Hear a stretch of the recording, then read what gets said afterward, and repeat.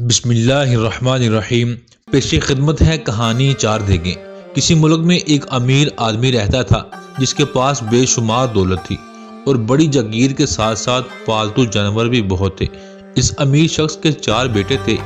ان چاروں سے وہ بڑی محبت کرتا تھا، مگر اسے یہ فکر بھی رہتی تھی کہ اب میں بوڑھا ہو گیا ہوں، کہیں ایسا نہ ہو کہ میرے مرنے کے بعد مال و دولت کے بٹوارے میں میرے چاروں بیٹے ایک دوسرے سے ناراض ہو جائیں۔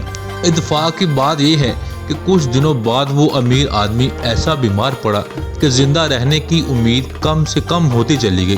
اس نے تمام بیٹوں کو اپنے پاس بلایا اور خاص ملازم کو حکم دیا کہ 4 دیگوں کا انتظام کرے۔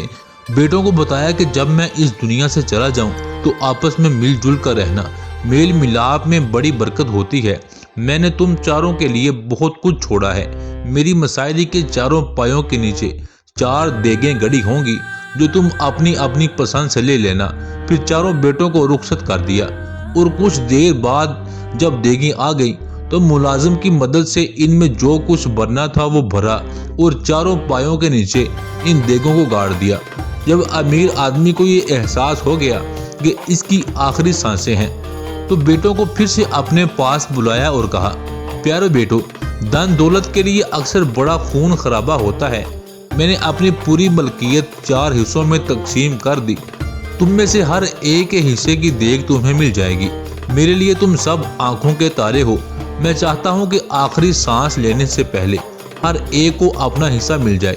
چاروں بیٹوں نے گردنیں جھکا دی اور باپ نے سب سے پہلے چھوٹے بیٹے کو اپنی پسند کا پایا منتخب کرنے کو کہا۔ پھر دوسرے تمام بیٹوں نے بھی ایسا ہی کیا اور سب مطمئن ہو کر بوڑھے باپ کے پلنگ سے ہی لگے بیٹھے رہے تاکہ اس کی پیار بڑے نظروں کے سامنے رہے۔ باپ کے انتقال کو اتنے دن بیت گئے کہ تمام رسمیں ادا ہو گئی۔ 40ویں کا اہتمام بھی سب بیٹوں نے مل جل کر بڑے شاندار طریقے سے کیا۔ دولت کی کمی نہ تھی، خیر و خیرات کے سلسلے بھی جاری رہے۔ آخر ایک دن سب بھائیوں نے فیصلہ کیا کہ اپنی اپنی دیگوں کو دیکھا جائے کہ مرحوم نے کس کو کیا دیا ہے۔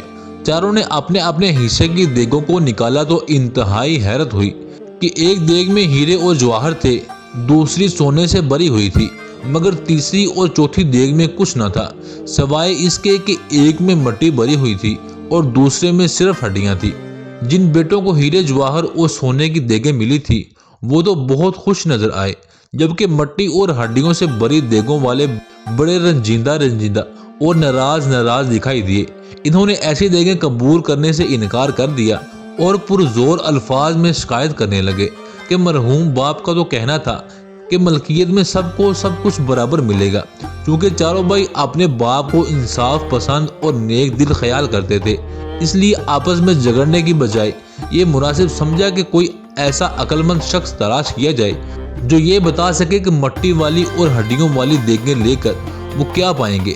جب تلاش کرنے کے باوجود کوئی نہ ملا تو سب کو یہ خیال آیا کہ بادشاہ سلامت کے دربار میں ان کے باپ کی بڑی عزت تھی، اس لیے بہتر ہوگا کہ بادشاہ کے پاس جائیں اور دیکھیں کہ ان کا اس بارے میں کیا کہنا ہے۔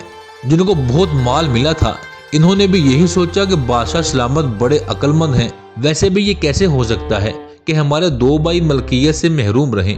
ضرور کوئی نہ کوئی اس بات میں حکمت ہے جو 2 دیگیں مال و دولت کے بغیر ہیں۔ ویسے ابا جان نے تو ہم سب کو اپنی اپنی پسند کا فیصلہ کرنے کی اجازت دی تھی، اب یہ ہماری قسمت تھی کہ کس کو کیا ملا۔ چاروں بھائی پوری تیاری کر کے بادشاہ کے محل کی طرف چل پڑے۔ راستے میں دیکھا کہ ایک چہیتا شہزادہ گھوڑے پر سوار کہیں سیر و شکار کو جا رہا ہے۔ چاروں بھائی تیزی سے آگے بڑھے اور بڑے بھائی نے شہزادے سے پوچھا، میاں شہزادے، ہمارے بادشاہ سلامت کہاں تشریف رکھتے ہیں؟ شہزادہ بڑی بے رخی سے بولا، وہ محل میں موجود ہیں مگر کچھ دماغی خلل ہے۔ شہزادہ یہ کہہ کر آگے بڑھ گیا۔ چاروں بھائیوں کو بڑا تعجب ہوا کہ ایسا مہربان خدا ترس اور نیک دل بادشاہ بلا پاگل کیسے ہو سکتا ہے۔ خیر آپس کے مشورے میں یہ طے کیا کہ محل تک جانا چاہیے، ممکن ہے شہزادہ باپ سے خفا ہو اور اس نے ہمیں ٹالنے کے لیے ایسا کہا ہو۔ جب وہ درباری اور محافظوں سے اجازت لے کر محل کے اندر داخل ہوئے تو ان کی ملاقات شہزادی سے ہوئی جو شاہی باغ میں اپنی خادماؤں کے ساتھ موجود تھی۔ دریافت کرنے پر شہزادی نے بتایا کہ بادشاہ اپنے دربار میں بیٹھا ہے مگر اندھا ہے، یہ بات سن کر چاروں بھائیوں کو بڑا افسوس ہوا اور تعجب بھی کہ شہزادے نے تو باپ کو پاگل کہا اور بیٹی اندھا کہہ رہی ہے، ضرور دال میں کچھ کالا ہے۔ چاروں بھائی کئی برس پہلے اپنے امیر باپ کے ساتھ محل کی ایک عالی شان شاہی تقریب میں شریک ہوئے تھے اور بادشاہ کی ملکہ بھی ان کو جانتی پہچانتی تھی، اس لیے وہ بے دھڑک ایک خادمہ کے ساتھ ملکہ سے ملے جس نے شہزادی اور شہزادے کی بات سے الگ ہی ایک بات کہی کہ 12 مہینے پہلے بادشاہ کا انتقال ہو چکا ہے۔ چاروں بھائی مایوس ہو کر واپس جانے لگے تو ملکہ نے روکا اور بولی، بے شک تم بادشاہ کے پاس جاؤ، وہ اپنے دربار میں ہے، لیکن میرے لیے تو سال بھر پہلے مر چکا ہے۔ اب چاروں بھائیوں کی جان میں جان آئی۔ ملکہ نے انہیں خاص خادمہ کے ساتھ بادشاہ کے پاس بھجوایا۔ جب وہ دربار میں پہنچے تو درباریوں کا ہجوم نہ تھا، بلکہ بادشاہ اپنے ایک وزیر سے کچھ مشورہ کر رہا تھا۔ جیسے ہی بادشاہ کی نظر چاروں پر پڑی تو وہ پہچان گیا کہ یہ مرحوم درباری امیر کے بیٹے ہیں، اس لیے بادشاہ نے بڑی شفقت بڑی نظروں سے ان کا استقبال کیا اور ہاتھ سے قریب آنے کا اشارہ کیا۔ جب وہ چاروں بادشاہ کے سامنے پہنچے تو بادشاہ نے وزیر کو ان کے والد کی خوبیاں بتائیں اور اس کی وفات پر افسوس کا اظہار کرنے کے بعد وزیر کے پاس والی جگہ پر بیٹھنے کو کہا۔ تب بڑے بھائی نے عرض کیا، بادشاہ سلامت، ہم ایک خاص مقصد سے آپ کی خدمت میں حاضر ہوئے ہیں۔ بادشاہ نے تمام حال احوال غور سے سنا مگر اپنے منہ سے کچھ نہ کہا، بلکہ چند لمحوں تک خاموشی سے سوچتا رہا کہ آخر یہ ماجرا کیا ہے۔ چاروں بھائی اس انتظار میں تھے کہ بادشاہ سلامت کیا فرماتے ہیں۔ انہیں یہ تو معلوم تھا کہ بادشاہ کی عقل مندی زمانے بھر میں مشہور ہے۔ بادشاہ کی زبان سے الفاظ نکلے، تمہارے والد نے بہت اچھا کیا۔ یہ سن کر ان دو بھائیوں کے منہ لٹک گئے جن کی دیگوں میں مٹی اور ہڈیوں کے سوا کچھ نہ تھا۔ عقل مند بادشاہ کو احساس ہو گیا۔ اس نے اپنی بات کو بڑھاتے ہوئے کہا، جس کو ہیرے جواہر ملے وہ اس کی قسمت، سونا پانے والے کی اپنی تقدیر، لیکن مٹی اور ہڈیوں کی دیگیں پانے والے بھی نقصان میں نہیں۔ مٹی کا مطلب یہ ہے کہ تمام زمینوں کا مالک یہ بیٹا ہوگا، اور ہڈیوں والی دیگ کا مطلب یہ ہے کہ تمام گھوڑے، اونٹ اور دودھ دینے والے جانوروں کا مالک ہڈیوں کی دیگ والا ہوگا۔ بادشاہ نے جو کچھ کہا سب بھائیوں نے اس پر خوشی کا اظہار کیا اور بڑے ادب سے شکریہ ادا کرتے ہوئے عرض کی کہ آپ کا سایہ ہمارے سروں پر قائم رہے، ہم آپ کے خادم ہیں اور انشاءاللہ مل جل کر رہیں گے۔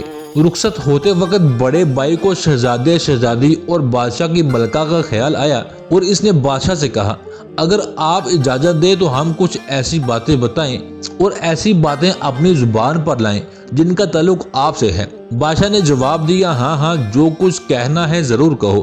بڑے بھائی نے بتایا کہ جب ہم حضور کی خدمت میں حاضر ہونے کو آ رہے تھے تو شہزادے سے ملاقات ہوئی جس نے آپ کے دماغ میں خلل کی بات کہی۔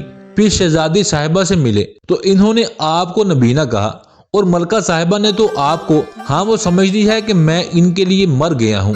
اپنی بات بھی پوری نہ ہوئی تھی کہ بادشاہ نے مسکراتے ہوئے بات کا باقی حصہ اپنی زبان سے پورا کر دیا۔ مگر شہزادے، شہزادی اور ملکہ نے جو کچھ بھی کہا، کیا میں تمہیں ان سب باتوں کا سبب بتاؤں؟ چاروں بھائیوں نے بڑی عاجزی سے تائید کرتے ہوئے اپنے سروں کو جھکا لیا تو بادشاہ نے بتانا شروع کیا، شہزادہ اب 18 برس کا ہونے والا ہے۔ میں چاہتا ہوں کہ تعلیم و تربیت میں جو کمی رہ گئی ہے وہ پوری ہو جائے اور اس کی شادی بیاہ کے لیے جو کچھ میں چاہتا ہوں 2-3 برسوں میں اس کا بھی انتظام کر لوں تو یہ تخت و تاج اس کو سونپ کر اپنی باقی زندگی درویشی میں گزار دوں۔ مگر وہ ہتھیلی پر سرسوں جمانا چاہتا ہے، یعنی جلدی سے اس کی شادی کر دی جائے اور راج پاٹ اس کے حوالے کر دیا جائے۔ میں ابھی ایسا نہیں کر سکتا، اس لیے وہ مجھے پاگل سمجھتا ہے۔ شہزادی کا معاملہ بھی مجھے فکر مند رکھتا ہے، خیر سے وہ بھی جوان ہے۔ میں تلاش کر رہا ہوں کہ کوئی ایسا مناسب رشتہ مل جائے تو نسبت طے ہو جائے۔ اس کی تعلیم و تربیت بھی میرے خیال سے ابھی ادھوری ہے، مگر یہ شاید سوچتی ہے کہ بس جلد از جلد شادی ہو جائے، اس لیے ناخوش رہتی ہے۔ وہ روزانہ نظر تو آتی ہے مگر منہ سے کچھ نہیں کہتی۔ ملکہ نے جو کچھ کہا وہ اس لیے کہ سال بھر پہلے ہم دونوں سیر و تفریح کو بھی جاتے تھے، اکثر کھانا بھی کھاتے اور مزے کی باتیں کرتے، لیکن خدا کا کرنا ایسا ہوا کہ ہمارے ملک کی خوشحالی اور ترقی کے دشمنوں نے یہ بات پسند نہ کی کہ کہ غریب لوگ بڑے جاگیرداروں کی غلامی سے آزاد ہو جائیں۔ تمہیں معلوم ہوگا کہ میں نے بے زمین کاشتکاروں کو زمینیں دے کر یہ حوصلہ دیا، آج وہ اپنے کھیتوں اور باغوں کے مالک ہیں، کتنی اچھی فصلیں اگا رہے ہیں۔ جاگیرداروں کا گروہ ان کو طرح طرح سے ڈرا دھمکا رہا ہے۔ روزانہ بے شمار شکایتیں اور فریادیں سنتا ہوں۔ میں جب تک مظلوموں کو ظلم و ستم سے آزاد نہ کرا لوں چین سے نہیں بیٹھوں گا۔ ہر وقت اسی جگہ موجود رہتا ہوں تاکہ کوئی فریادی اور کوئی بے سہارا مایوس نہ جائے۔ بے شک ملکہ کو میری کمی محسوس ہوتی ہوگی، مگر اسے سوچنا چاہیے کہ اللہ تعالیٰ نے مجھے یہ تاج و تخت عیش کرنے کو نہیں دیا۔ جب تک سارے لوگ سکھی نہ ہو جائیں میرا سکھ کس کام کا۔ بادشاہ سلامت یہ کہہ کر خاموش ہو گئے اور چاروں بھائیوں کو بھی احساس ہو گیا کہ واقعی ان کے ملک کا بادشاہ بڑا نیک دل اور عقل مند ہے۔ سب نے ادب سے رخصت ہونے کی اجازت مانگی۔ بادشاہ نے دعائیں دیتے ہوئے کہا، تم سب میری نصیحت یاد رکھنا کہ ایک رہو اور نیک رہو۔ کار ساز حقیقی تمہیں شاد و آباد رکھے۔ دوستو یہ کہانی آپ کو کیسی لگی کمنٹس میں ضرور بتائیے گا۔ ویڈیو کو لائک کریں، چینل کو سبسکرائب کریں، بیل آئیکن کو ضرور کلک کریں۔ ملتے ہیں نیکسٹ ویڈیو میں، تب تک کے لیے اللہ نگہبان۔